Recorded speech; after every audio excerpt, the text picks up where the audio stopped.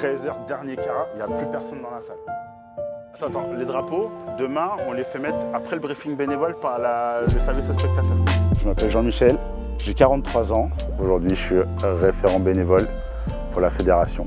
Je suis loin d'avoir fini, mais ça va le faire.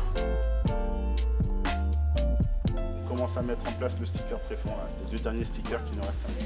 Tout le monde voit que ce qui se passe à la télé, mais c'est plusieurs jours d'installation, etc. Et ça, on s'appuie sur une partie de prestataires, mais sur une grosse partie aussi de bénévoles. Et sans les bénévoles, aujourd'hui, les événements ne peuvent pas rouler. Donc une personne comme Jean-Michel, il est indispensable dans la gestion des différents secteurs.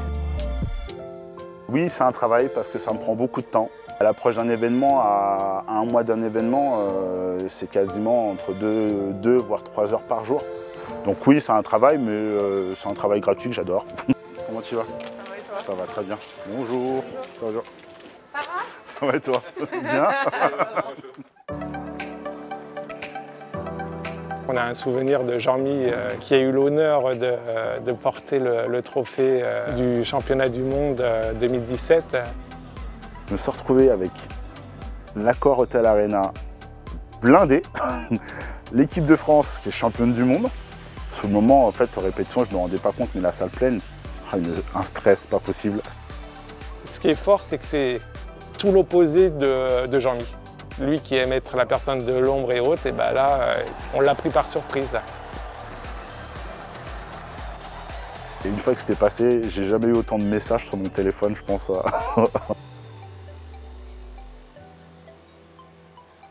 Je te plaisir. Pour le petit-déj, pour le jour de match, t'as beaucoup de choses encore à voir. On fera le point ce matin par rapport aux bénévoles, mais normalement tout va rouler.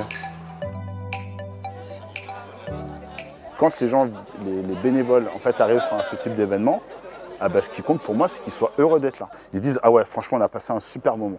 C'est le plus important pour moi. » Concrètement, sans lui, aujourd'hui, il n'y a pas le lien, le maillon humain, entre guillemets, entre nous et le terrain et les bénévoles. Sa bonne humeur et son enthousiasme sont vraiment communicatifs. Et franchement, c'est un vrai bonheur de bosser avec lui.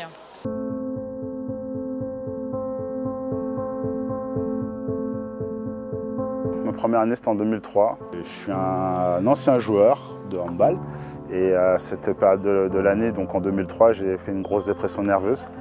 Et il fallait que je m'occupe en fait parce que j'avais arrêté de travailler, je faisais plus rien, j'avais envie de rien. Et il y a ce tournoi à l'époque qui était le tournoi international féminin dans lequel ils recherchaient des bénévoles. Et je me suis dit pourquoi pas.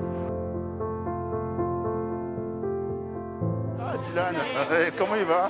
Ça va? Oui. Ça m'a fait du bien parce que c'était des nouvelles personnes que je rencontrais. Je sortais du cadre quotidien, du boulot, du hand, de mes problèmes à ce moment-là. Et ça m'a sauvé.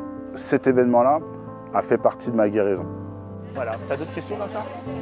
Je vais te donner des réponses. Jean-Michel, c'est quelqu'un qui cherchait, qui n'avait pas forcément une grande confiance en lui, qui avait pas mal de choses à se prouver. Et le fait d'être mis sur ses responsabilités, ça lui a montré qu'il était capable de faire plein de choses, qu'il avait cette faculté à animer, à fédérer, que tout le monde n'a pas en fait. Tu n'as pas cette facilité, cette convivialité, cette transmission. Et lui, il a ce don-là.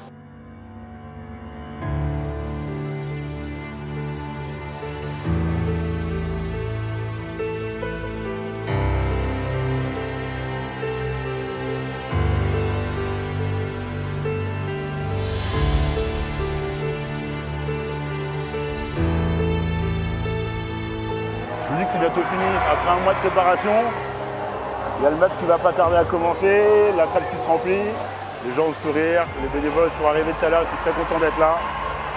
Donc non, c'est sympa, je suis vraiment content.